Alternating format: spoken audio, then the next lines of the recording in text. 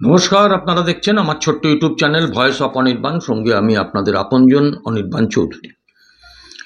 আজকে বিকেলে আপনাদের কাছে যে ভিডিওটা নিয়ে এলাম, এই ভিডিওটা আমি করলাম এই জন্যই যে আমাকে অসংখ্য মানুষ ফোন করছেন, জানতে চাইছেন যে এই যে নিবিড় ভোটার তালিকা সংশোধনের কাজ, যেটা বিহারে সম্পন্ন হয়েছে, পশ্চিমবাংলাতেও হতে চলেছে, সেইটার ব্যাপারে অনেকেরই প্রশ্ন যে আমাদের কি হবে, আমরা কি ভোটার তালিকা থেকে বাদ হয়ে যাব, আমাদের কি বাংলাদেশে পাঠিয়ে দেওয়া হবে, আমাদের কি ডিটেনশন ক্যাম্পে রাখা হবে। কারণ একটা মানুষের মধ্যে না আতঙ্ক তৈরি হয়েছে। তা দেখুন, অনেক চ্যানেল, অনেক বিশেষজ্ঞ আপনাদের কাছে এ নিয়ে নিশ্চিতভাবেই আগে বলেছে। আমি আমার এই ভিডিওতে খুব সহজভাবে আমি আপনাদের কাছে মূল বিষয়টাকে তুলে ধরতে চাই।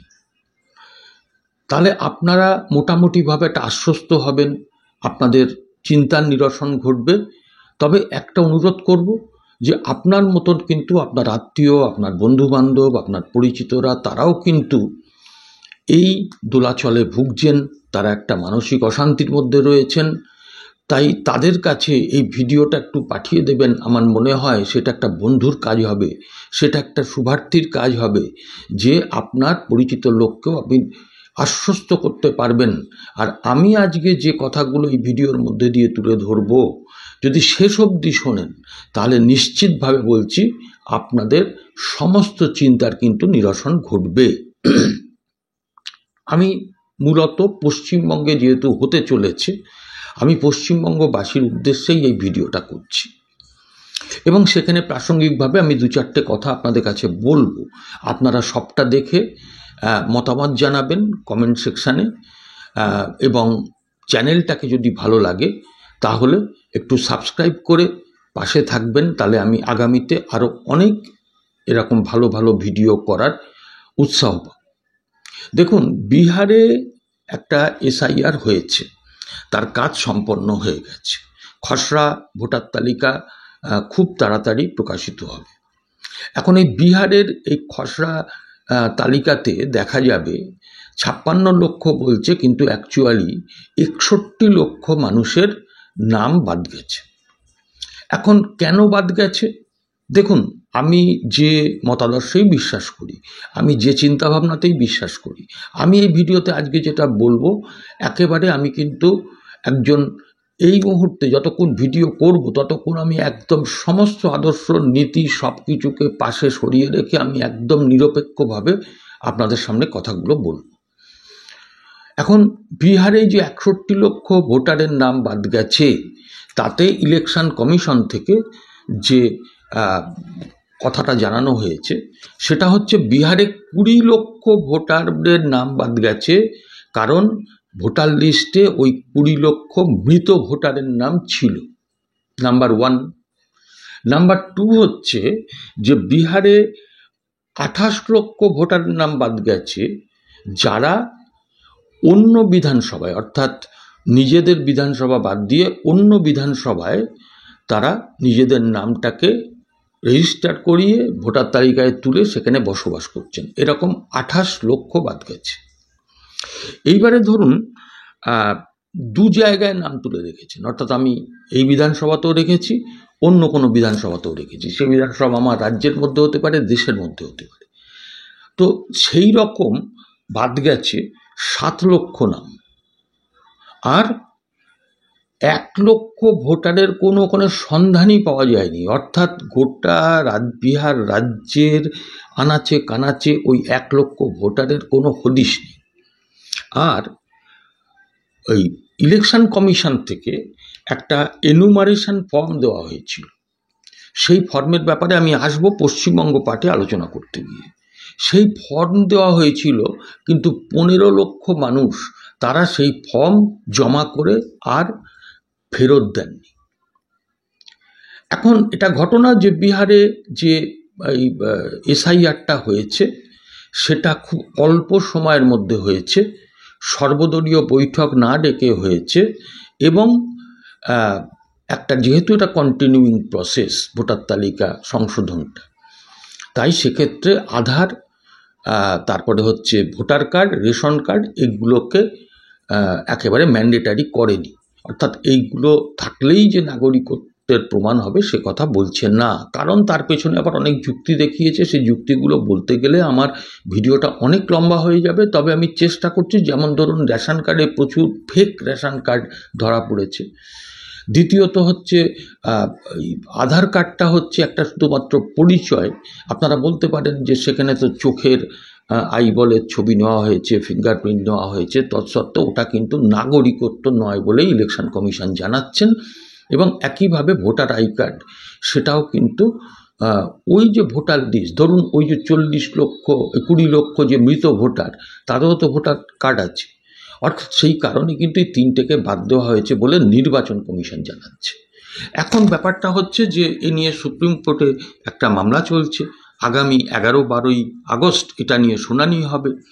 তো একটা সাংবিধানিক বডি আর একটা সাংবিধানিক বডিকে কি নির্দেশ দিতে পারেন কিনা এটা ঠিক আমার জানা নেই, তবে তারা অনুরোধ করতেই পারেন। এর আগেও ভোটার কার্ড এবং আধার কার্ড নিয়ে অনুরোধ করেছিলেন, কিন্তু নির্বাচন কমিশন অত্যন্ত স্ট্রিক্টলি বলে দিয়েছেন যে এইগুলোকে আমরা ম্যান্ডেটারি করতে পারবো না।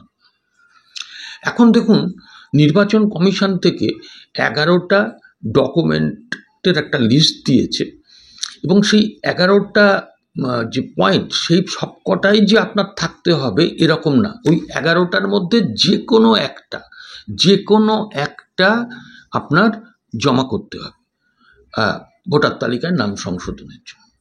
আমি পশ্চিমবঙ্গ নিয়ে যেটা বলবো, যে আমি দ্ব্যর্থহীন ভাষায় বলতে পারি, পশ্চিম বাংলায় ভুতুড়ে ভোটার আমার ব্যক্তিগত অনুমান 1.5 কোটি তো হবেই।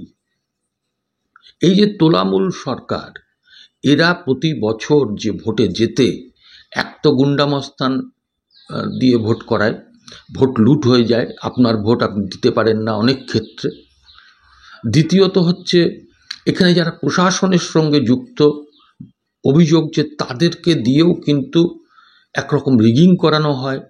এমনকি এই অভিযোগও সামনে এসছে, স্ট্রং রুম থেকে বাক্স বদল হয়ে গেছে। আবার এই অভিযোগও অনেকেই করেন, যেটার বাস্তবতাও আছে বলে আমার মনে হয়। সেটা হচ্ছে যে গণনার দিন গণনা কেন্দ্রের মধ্যেও কিন্তু একটা মস্তানি চলে শাসক দলের। তো যাই হোক, আমি বলছি পশ্চিম বাংলায় যদি এসআইআর হয়, যদি না হবে, এবং আপনারা জানি না কে কি বলবেন, আমার মনে হয় অন্তত 1.5 কোটি এই ভুয়ো ভোটার, যারা মৃত, যারা অন্য জায়গায় থাকে, যাদের ট্রেস পাওয়া যাচ্ছে না, এই রকম কিন্তু পাওয়া যাবে। এখন আমি আপনাদের বলি যে একটা এনুমারেশন ফর্ম দেওয়া হচ্ছে প্রত্যেক ভোটারদের কাছে, বাড়ি বাড়ি গিয়ে, পশ্চিমবঙ্গেও দেওয়া হবে। এনুমারেশন ফর্মে কি আছে? 2টো ছবির জায়গা আছে। একটা হচ্ছে আপনার আগেকার ছবি, একটা হচ্ছে বর্তমানের ছবি, এখনকার সময়ের ছবি। এই 2টো ছবি দিতে হবে, আর নাম, বাবার নাম, স্ত্রীর নাম, বাড়ির ঠিকানা ইত্যাদি ইত্যাদি, যেমন ফর্মে থাকে সেই ফর্মটা দেওয়া হয়েছে। ওই ফর্মটা ফিল আপ করে নির্দিষ্ট দিনের মধ্যে ওই বিএলও যারা থাকবে, booth level officer, election commission দ্বারা নিয়োগপ্রাপ্ত, তারা অবশ্যই কোনো ক্যাজুয়াল বা কন্ট্রাকচুয়াল কর্মী নয়, স্থায়ী কর্মী রাজ্য সরকারের, তাদের দিয়েই করানো হবে। এখন সেই ক্ষেত্রে তারা বাড়ি বাড়ি যাবেন, ডোর টু ডোর গিয়ে তারা একবার নয় একাধিকবার, ধরুন সেই মুহূর্তে বাড়িতে কেউ নেই, আবার পরে যাবেন, এরকম 3-4 বার করে যাবেন, গিয়ে তাদেরকে ফর্মটা দিয়ে আসবেন, আর ফর্মটা তাদেরকে এসে জমা করতে হবে ইলেকশন দপ্তরে। এখন আপনাদেরকে বলি যে আমি একদম সহজ ভাষায় বলছি, ওই গুরুগম্ভীর আলোচনা, আপনাদের মাথার একটা জট পাকিয়ে যাবে, এসব কিছু না। আমি আপনাদের ক্লিয়ার কাট বলি, সেটা হচ্ছে যে 2002 সালে আমাদের পশ্চিম বাংলায় কিন্তু এই এসআইআর হয়েছিল। সেই এসআইআরে 28 লক্ষ ভোটারের নাম বাদ গিয়েছিল। মাইন্ড ইট, 28 লক্ষ ভোটারের নাম বাদ গিয়েছিল। এখন এই 28 লক্ষ যখন বাদ গিয়েছিল 2002 সালে, তখন ক্ষমতায় বামফ্রন্ট, বিরোধী তৃণমূল। সে সময় তো হইচই হয়নি।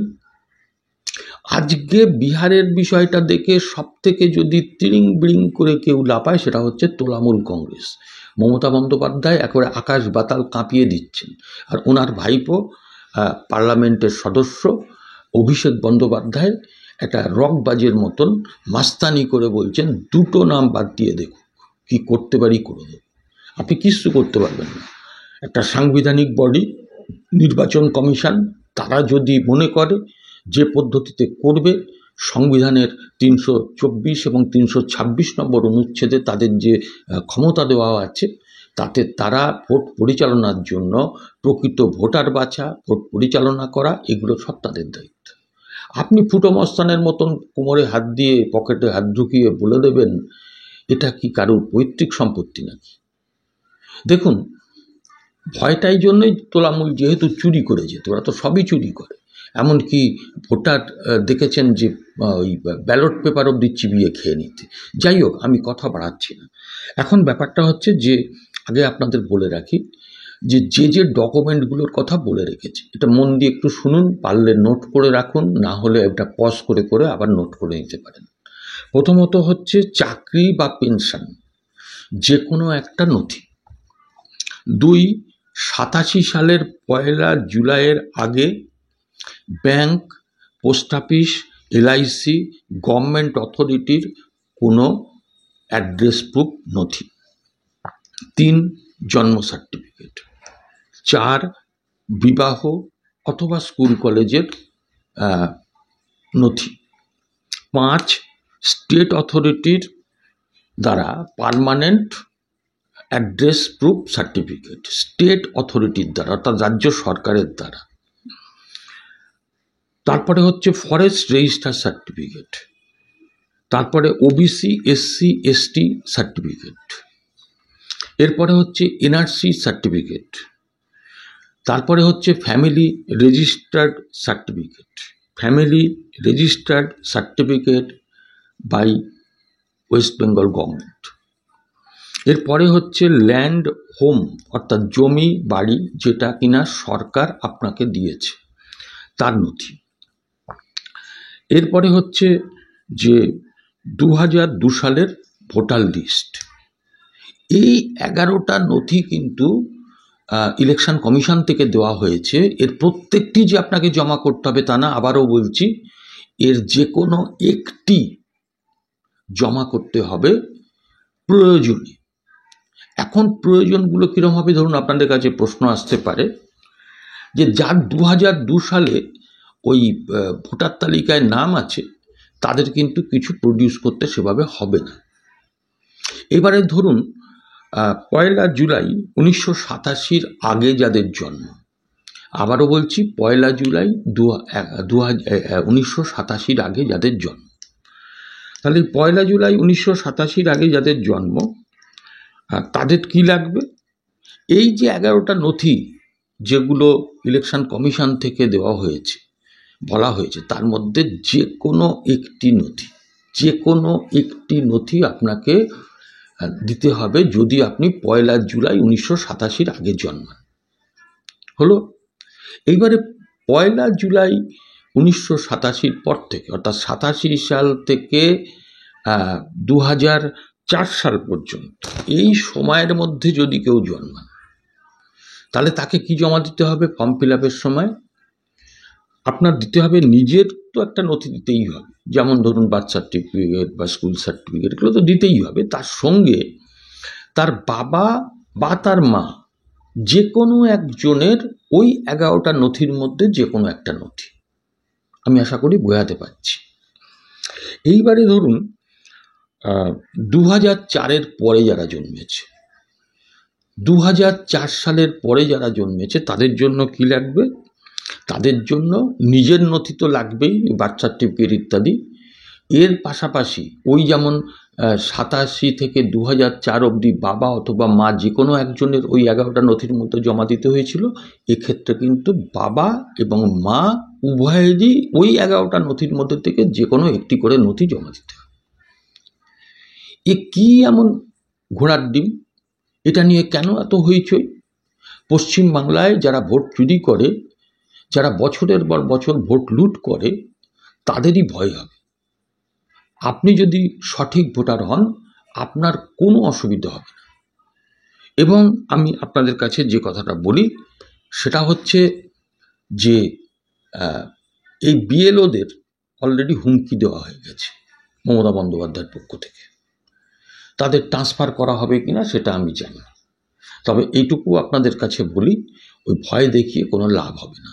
পশ্চিমবঙ্গে ভোটার তালিকা সংশোধন হবে, নিবিড় সংশোধন হবে। তবে এর মধ্যে একটা কথা বলে রাখি, যে ধর্মের জিগির দিয়ে বিভাজন করিয়ে যদি কোনো একটি সাম্প্রদায়িক দল তারা ইচ্ছাকৃতভাবে ভোটারের নাম বাদ দেওয়ার চেষ্টা করে, তাহলে কিন্তু তার প্রতিবাদও এই পশ্চিমবঙ্গের মানুষ করবেন। কারণ পশ্চিমবঙ্গের মানুষ এখন শুধু ভোট দেওয়ার জন্য অধীর আগ্রহে অপেক্ষা করছেন, কোথায় ভোট দেবেন বুঝতে পারছেন, আর সেটা বুঝতে মানুষের মনের কথা বুঝতে পারছেন বলেই মমতা বন্দ্যোপাধ্যায় তার মাথা খারাপ হয়ে গেছে।